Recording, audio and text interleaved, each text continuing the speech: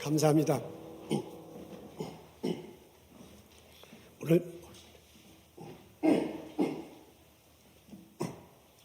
오늘 저희들이 읽은 말씀은 마태복음 7장 16절부터 21절입니다.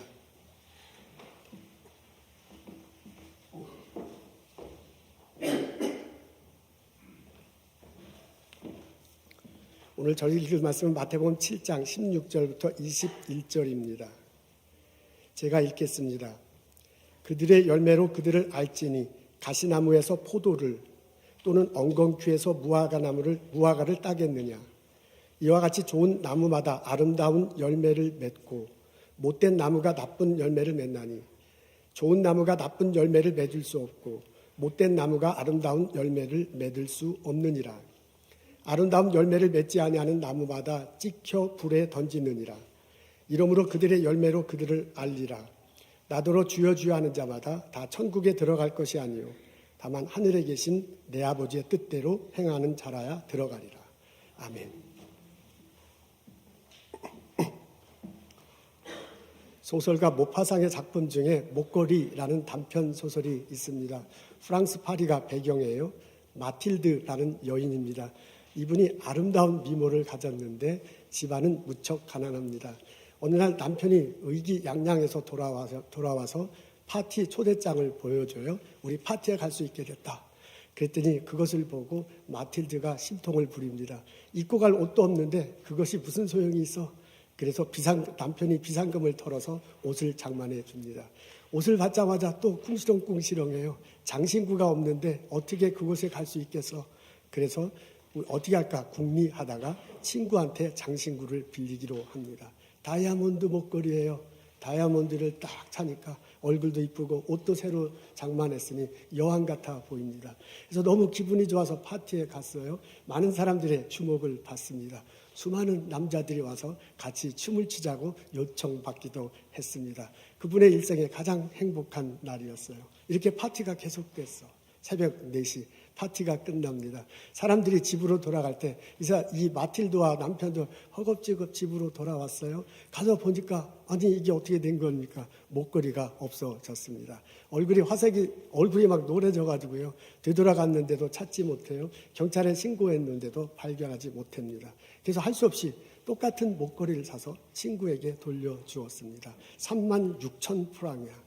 자기가 갖고 있는 재산 다 털고요. 빚을 내가지고 목걸이를 샀습니다. 그 이후로 마틸드 부부의 삶은 완전히 달라져요. 하녀를 내보내게 하고요. 다락방으로 이사 갑니다. 그리고 남편은 부업으로 본업 말고 부업을 또 가지고 일을 했어야만 했습니다. 그리고 마틸드도요. 쓰레기 버리러 자기가 직접 들고 먼 곳 가서 버리고 그리고 물을 길어서 다락방까지 올고 왔습니다. 조금이라도 야채를 싸게 살려고요. 아주 먼 곳에 있는 야채 시장을 갖고 상인들과 막 딜을 해서 싸게 살려고 애를 썼습니다. 그런데도 계속 매달마다 올려오는 그 빚독촉에 시달려야만 했습니다. 어음 때문에 하루하루 힘겹게 살아갔어요. 그렇게 10년의 세월이 흘렀어. 빚을 다 갚게 되었습니다. 그러고 난 어느 날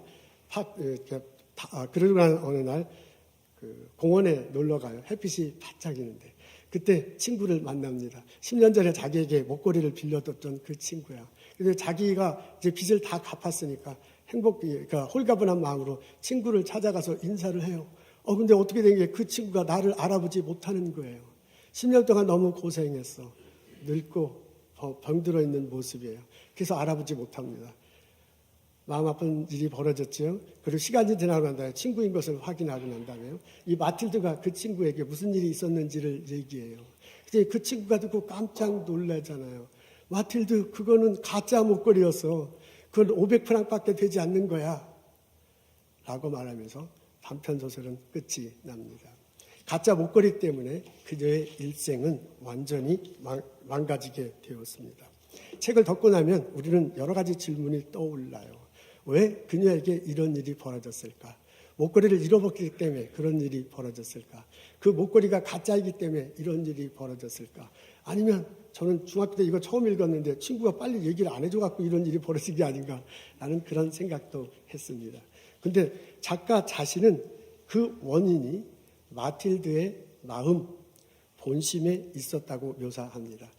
그 마틸드가 처음 목걸이를 빌릴 때 그녀의 마음을 이렇게 묘사합니다. 그녀는 외출복도 장신구도 없었으며 뭐 하나 제대로 갖추고 있는 것이 없었다. 그러나 그녀가 좋아하는 것은 온통 그런 것들이었다.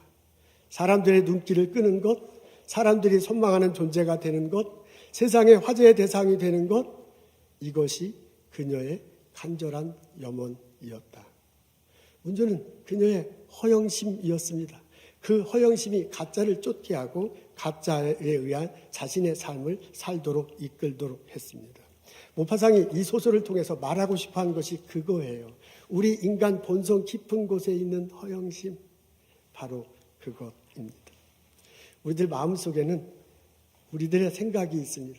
그것이 우리들 살아가면서요, 은연히 때때로는 분명하게 우리 겉으로 드러나면서 우리 삶을 만들고 우리 삶을 이끌어 갑니다. 여러분 어떻습니까? 지금 우리는 보살에서 이미 1세대로 살아가고 있어. 내 마음속에는 무슨 생각을 하면서 내 마음속에는 어떤 것이 자리 잡고 있습니까? 오늘 저희들은 마태복음 7장에 있는 말씀을 읽습니다. 예수님께서요, 천국에 들어갈 자들이 어떤 자임을 묘사해 주고 있습니다. 21절에 이렇게 나와 있어요. 앞에 있는데 우리 다 같이 읽겠습니다.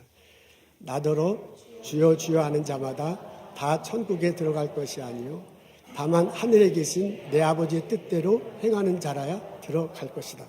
천국에 들어가는 사람이 어떤 자냐면 하늘에 계신 내 아버지의 뜻대로 행하는 자, 그 사람들이 천국에 들어갈 것이라고 말합니다. 행하는 사람이 천국에 들어갈 수 있습니다.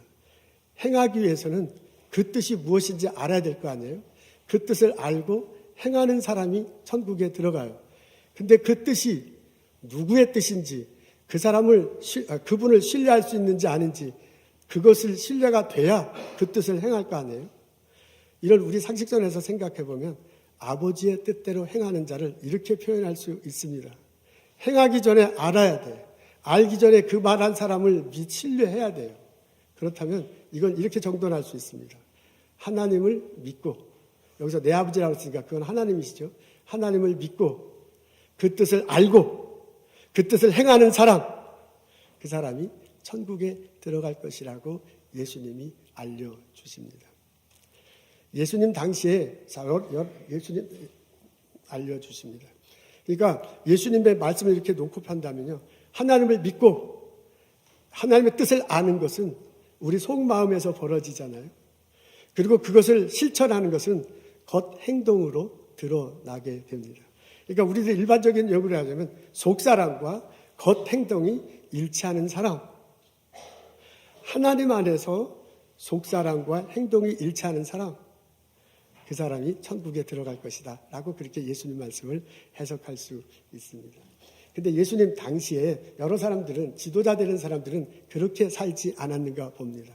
겉의 행동과 속 마음이 다른 거예요. 겉의 행동으로는 마치 하나님 뜻대로 행동하는 것 같아. 근데 속 마음에서는 하나님을 잘 알지 못하고 그리고 하나님을 잘 믿지 못하는 사람들이 있었는가 봅니다. 그래서요, 입으로는 주여 주여 행동해. 그리고 예수님 이름으로 막 예언도 해. 예수님 이름으로 귀신들도 쫓고 막 권능도 행해. 그러나 그 마음속에 하나님의 뜻에 대한 헤아림이 없어요. 그 마음속에 하나님을 믿지 못하는 거예요. 속마음과 겉 행동이 달라요. 이런 사람들은 거짓 예언자다라고 그렇게 예수님이 말씀하시면서 그런 거짓 예언자들은 천국에 들어가지 못할 것이라고 말씀하십니다. 예수님은 이 말씀을요, 나무에 비유해서 말하고 있습니다. 하나님의 뜻을 알고, 하나님을 믿고 하나님의 뜻을 알고 하나님의 뜻대로 행하는 사람, 이런 사람을 좋은 나무, 아름다운 열매를 맺는다라고 그렇게 표현하고요. 하나님을 믿지 않고 하나님 뜻을 잘 알지도 못해. 그러면서 하나님 뜻대로 행동하는 것 같이 한 사람, 이런 사람을 못된 나무, 나쁜 열매를 맺는다라고 그렇게 빗대어서 표현합니다. 그러면서요, 우리들에게 권면해, 우리들에게 넌지시 얘기해. 여러분들은 이 성경을 믿는 우리들에게 넌지시 말합니다. 여러분들은 하나님을 믿고 하나님을 알고 하나님의 뜻을 알고 그 하나님의 뜻을 실천하는 그런 사람이 되십시오. 여러분들은 삶 속에서 속마음과 겉행동이 일치하는 사람이 되십시오. 여러분들은 좋은 나무가 돼서 아름다운 열매를 맺으십시오. 그렇게 될 때 천국을 맛보며 이 세상에 살고 영원히 천국에서 살게 될 것입니다. 라고 우리들에게 알려주십니다. 이 예수님의 가르침이 내 마음속에 심어지고 내 삶 속에 드러나는 나와 여러분 되시기를 주님의 이름으로 축원합니다. 오늘 본문을 읽고 마음속에 묵상하면 포도나무 한 그루가 떠오릅니다. 포도 알갱이가 굵고요, 아주 듬직해요. 그런 것들 듬직한 포도 송이가 여러 개 이렇게 여러 개 주렁주렁 매달려 있습니다. 줄기가 쭉 뻗어 있고요, 가지가 쭉 뻗어 있고요, 줄기는 튼튼해. 그리고 뿌리는 땅속 깊숙한 곳에 박혀 있어요. 예수님이 말한 좋은 나무야, 아름다운 열매를 맺는 포도송이가 연상됩니다. 이 뿌리는 하나님을 믿는 것일 것입니다. 줄기는 하나님의 뜻을 아는 것일 것입니다. 가지는 하나님의 뜻을 실천하는 걸 거예요. 그래서 우리들 삶 속에 어떤 결과가 나타나는 게 그게 바로 열매로 나타날 것입니다. 뿌리가 하나님 뜻에 정확히 이렇게 박혀 있을 때 하나님으로부터 영적 양식이 흡수되고요, 하나님으로부터 생수가 공급돼. 그래서 그게 줄기로 전해지고 가지로 전해지고 열매가 둥실둥실 열리게 될 거예요. 좋은 나무, 아름다운 열매가 눈앞에 보입니다. 여러분, 신앙인으로서 나의 삶을 뒤돌아볼 때 나는 좋은 나무, 아름다운 열매를 맺으며 살아가고 있습니까?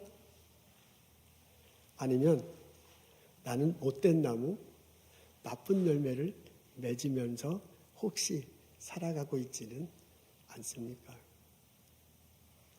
예수님은 이 말씀을 우리들에게 전해주면서요, 내가 좋은 나무, 아름다운 열매를 맺으면서 살아가기를 원하십니다. 이 예수님의 마음이 내 마음이 돼서 실제로 나의 삶 속에서 아름다운 열매를 맺으며 살아가는 나와 여러분 되시기를 소원합니다.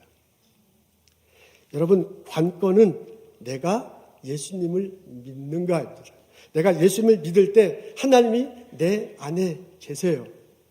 내 안에 내주하시는 것, 그것을 내가 정말 알고 믿는가 하는 것이 관건입니다. 겉으로 드러나는 열매 참 좋습니다. 가지, 줄기 좋습니다. 근데 뿌리가 이 땅에 있는데, 이 땅에 있는, 어떻게 생각하면 열매도 가지도 줄기도 중요하지만 땅에 밑에는 뿌리가 중요해요. 우리 예수님의 비유대로 하면 내가 정말 예수를 믿어서 하나님이 내 안에 있는 것을 믿는가 하는 사실이 중요합니다. 우리가 예수를 믿을 때 하나님이 내 안에 계십니다. 그 하나님이 왕으로서요, 나에게 하나님의 뜻이 무엇인지 알려줍니다. 그리고 그 하나님의 뜻에 이끌려서 살아가도록 인도하십니다. 여러분, 예수 믿기 전에 내 안에는 내가 있었잖아요. 그래서 그 내가 내 뜻대로 살고 싶어 하는 것이 있어요. 이것이 예수를 믿을 때 하나님이 내 안에 오셔서 하나님의 왕 되신 하나님이 하나님의 뜻을 알려주셔가지고요, 이 내 뜻대로가 아니라 하나님 뜻대로 살아가도록 인도하셔요. 내 뜻을 이렇게 자꾸 다듬어 주시고 사겨주고 녹여줘가지고요, 하나님 뜻대로 살아가도록, 하나님 뜻을 붙들면서 살아가도록, 그래서 삶 속에 열매가 있도록 하나님께서 인도하십니다. 내가 예수를 그리스도로 고백할 때 하나님이 내 안에 오셔서요, 성령으로서 나에게 하나님의 성품이 무엇인지 알려주십니다. 그래서 그 하나님의 성품대로 살아가도록 나를 이끌어 가세요. 여러분, 예수 믿기 전에 내 안에는 내가 있었잖아요. 그리고 내 뜻대로 살고 싶고요, 내 욕망대로, 욕심대로 살고 싶어하는 그것이 내 안에 있었습니다. 그것을 바울은 육체의 소욕이라고 표현했는데, 그래서 성경적 표현이죠. 우리 식으로 하면 내가 하고 싶고 내가 욕망하는 게 있어요. 그래서 그대로 살기 때문에 나타나는 나의 성품, 나의 삶의 태도가 있어. 근데 하나님께서 내 안에 오셔가지고요, 성령의 모습으로 나에게 오셔서 성령의 열매가 무엇인지를 알려줘. 그래서 내가 갖고 있는 성품을 성령의 성품으로 자꾸 바꿔주시는 거야. 녹여주시는 거지요. 그래서 그전에는 허영심 때문에 살았는데, 이제는 내가 내 마음, 허영심 때문에 살았는데, 이제는 이걸 자꾸 이제 절제하도록 이렇게 마음을 이제 바꿔가는 거죠. 그전에는 시기하고 분내는 것들이 참 많았어요. 근데 이제 예수님 하나님 내 안에 오시면서요, 나로 하여금 온유하고 화평한 마음을 갖도록 자꾸 이렇게 성품이 되도록 바꿔주시는 거지요. 그전에는 내가 사람들과의 관계에서 원활하지 못했어요. 그래서 분쟁이 있고 원수지간이 될 수도 있어서 참 그랬어요. 근데 하나님께서 내게 오셔서 성령으로 이렇게 열매를 맺게 하셔요, 화평하게 하시고 평화의 관계로 만들어 가십니다.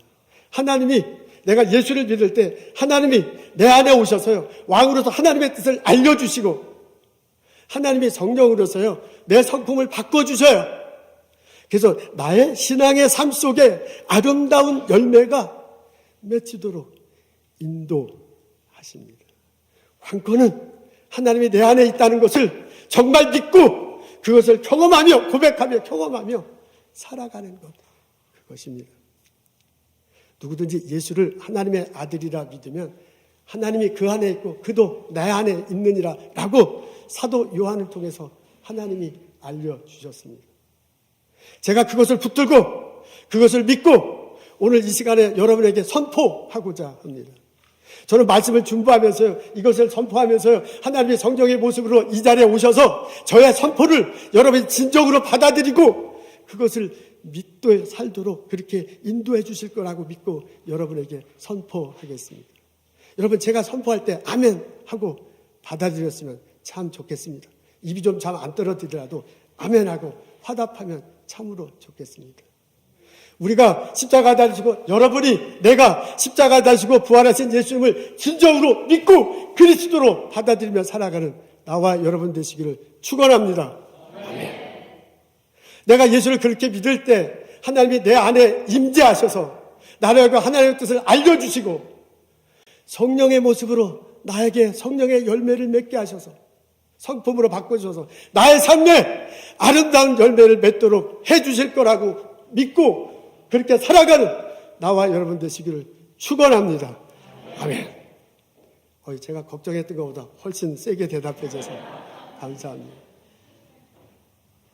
제 선포를 진지하게 생각하고 정말 마음으로 받아들이고 살아가는 나와 여러분 됐으면 참 좋겠습니다. 그때 내 마음 속에 내 신앙의 삶, 내 마음이 바뀌는 거죠. 내 신앙의 삶 속에 아름다운 열매가 맺히게 될 것입니다. 우리가 하나님 앞에, 우리가 예수님 하나님 앞에 이렇게 뿌리를 내리고 그 하나님의 뜻대로 살게 된다면 그 열매가 많이 맺힐, 아름다운 열매가 맺힐 뿐만 아니라 많은 열매가 맺히게 될 것입니다. 나는 포도나무여 너희는 가지라. 그가 내 안에, 내가 그 안에 있으면 사람이 많은 열매를 맺나니라고 그렇게 예수님께서 알려주셨습니다. 우리가 예수님 안에 이렇게 같이 있을 때 우리에게 풍성한 열매가 맺히게 될 것입니다. 하나님이 내 안에 있다는 것을 알 때 아름다운 열매가 맺힐 것이고요. 우리가 그 하나님과 계속 연결되어 있어서 영향을 받고 그 생수를 받는다라고 살아갈 때 열매가 풍성하게 열리게 될 것입니다. 저는 하나님을 믿고 살아갈 때 우리들 마음이 변화되리라고 그렇게 분명히 믿습니다. 살다 보면 두려울 수 있습니다. 우울할 수 있습니다. 걱정될 수 있습니다. 그 마음에 평안이 찾아오게 될 것입니다. 아플 수 있습니다.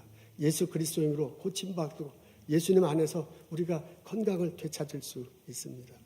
나의 자녀들이 믿음 안에서 자라고 그리고 나의 자녀들이 꿈을 가지고 이 세상을 살아가게 될 것입니다.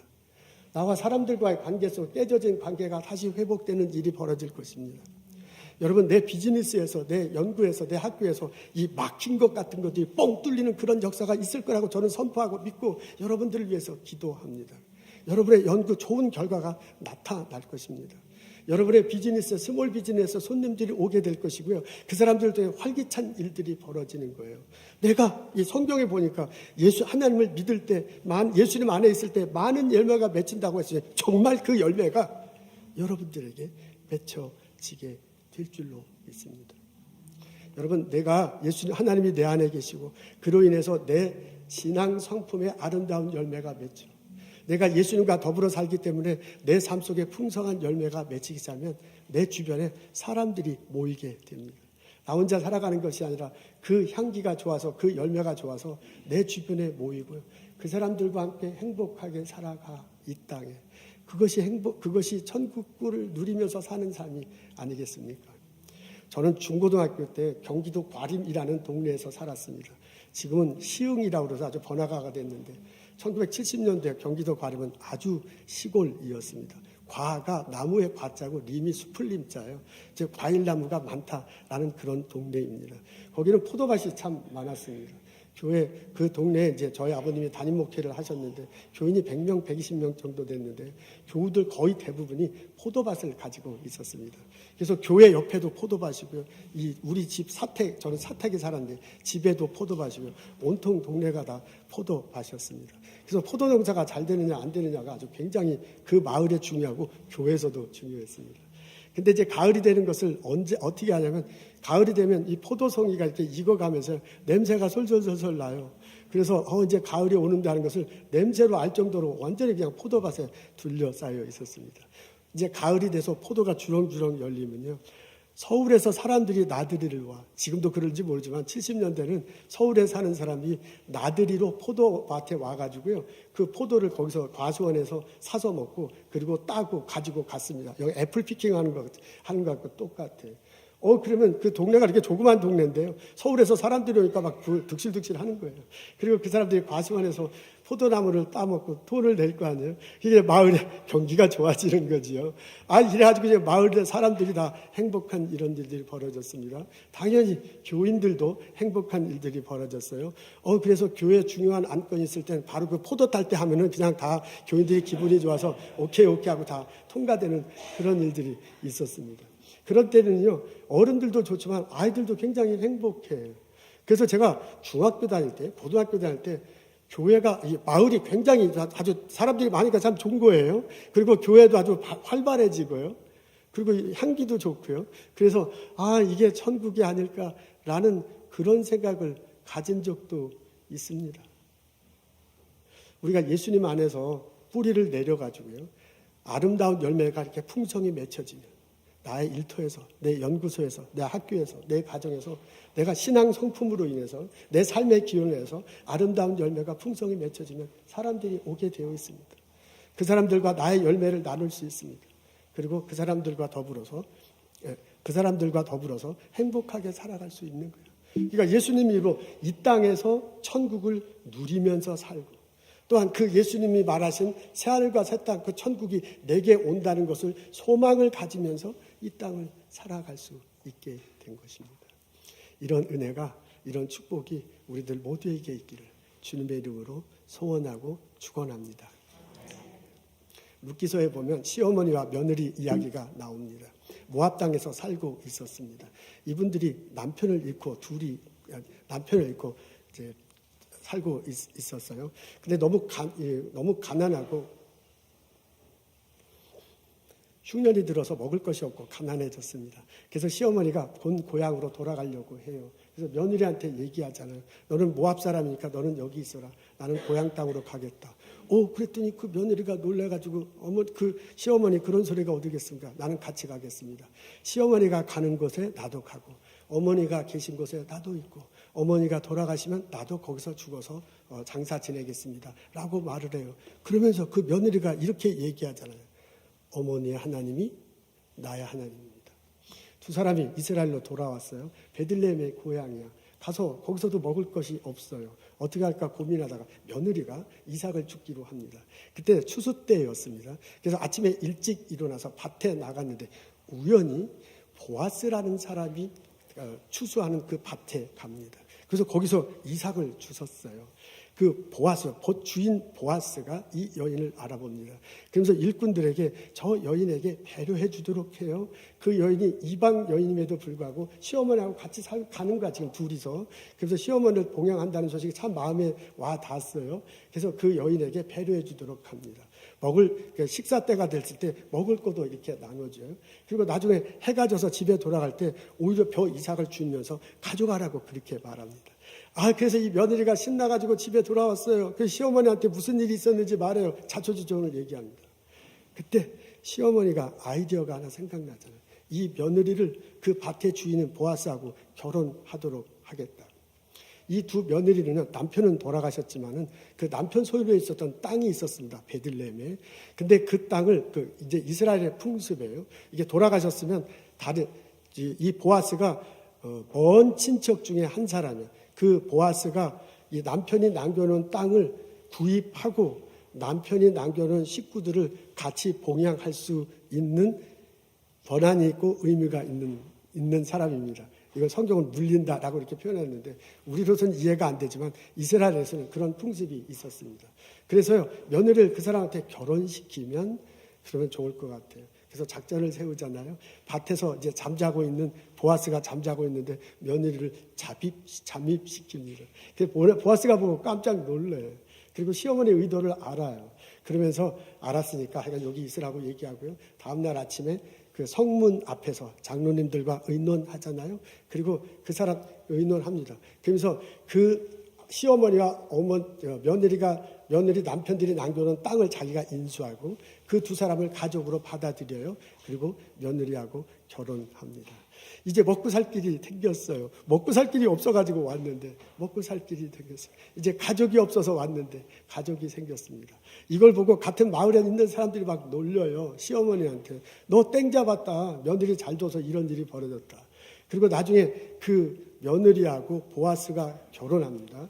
며느리 이름이 루스예요. 땅 주인이 보아스예요. 결혼을 해서 아들을 낳아요. 그랬더니 마을 주민들이요, 이번에는 하나님을 찬양해야 된다고 막 얘기해요. 하나님께서 너에게 복을 주셔서 아들을 낳게 했다. 그 아들이 이스라엘의 유명한 자가 됐으면 좋겠다라고 찬양하면서 이야기를 합니다. 여러분, 룻과 보아스가 결혼해서 아들을 낳았어요. 그 후손 중에 다윗이 나왔고요. 그 후손 중에 예수 그리스도가 나왔습니다. 아멘, 할렐루야. 여러분, 룻의 마음속에는 하나님이 있었습니다. 시어머니로부터 배운 하나님이 룻의 마음속에 있었어요. 그 하나님이 상황을 통해서 하나님의 뜻이 무엇인지 알려주시고 그 하나님이 성령의 모습으로 룻의 성품을 바꾸어 나갔어요. 그래서 룻 삶 속에 아름다운 열매가 풍성하게 맺히도록 하셨습니다. 그 열매가 이어져서 예수 그리스도에게 이어지고 그 열매가 오늘을 사는 우리들에게도 이어지게 된 것입니다. 예수를 그리스도로 고백할 때 하나님이 내 안에 계십니다. 그 하나님을 믿고 그 하나님이 주시는 은혜로 아름답고 풍성한 열매를 맺고 살아가는 나와 여러분 되시기를 주님의 이름으로 축원합니다. 기도하겠습니다. 하나님, 예수 그리스도를 믿고 내 안에 하나님이 계심을 믿고 선포합니다. 그 하나님이 가르쳐주는 뜻대로 살게 하옵소서. 그 성령님이 만들어주시는 성품을 드러내며 살게 하시옵소서. 그래서 우리들 삶에, 나의 삶 속에 아름다운 열매가 풍성히 맺히고 많은 사람들과 천국을 누리며 살아갈 수 있도록 인도하여 주옵소서. 예수님 감사합니다. 예수님 이름으로 기도합니다.